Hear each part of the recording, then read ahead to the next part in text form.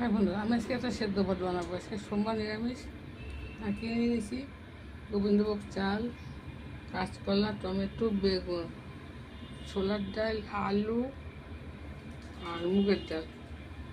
তেল বসিয়েছি, মুগের ডালটা ভেজে একবারে জল ঢেলে বসিয়ে দেবো।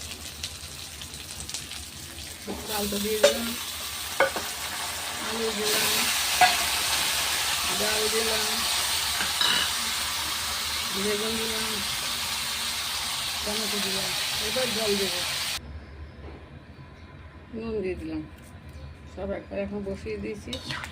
ও আস্তে আস্তে হতে থাক, কারণ গ্যাস জ্বালিয়ে এই পাখা চালে রান্না করা যাবে। এবার আমি ভেন্ডিগুলো দিয়ে দিলাম,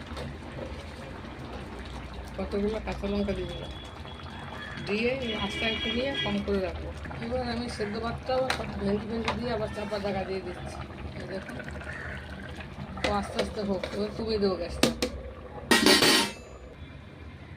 এই দেখুন, আমার সেদ্ধ ভাত হয়ে গেছে।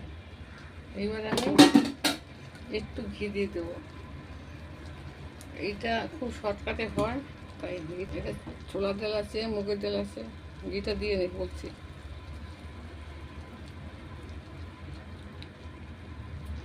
ছোলা ডাল আছে, মুগের ডাল আছে, ভেন্ডি আছে, কাঁচকলা আছে, বেগুন আছে, আলু আছে, টমেটো আছে, কাঁচা লঙ্কা আছে। এইভাবে করলে এর তাড়াতাড়ি খায়। এবার আমি বন্ধ করে দিয়েছি।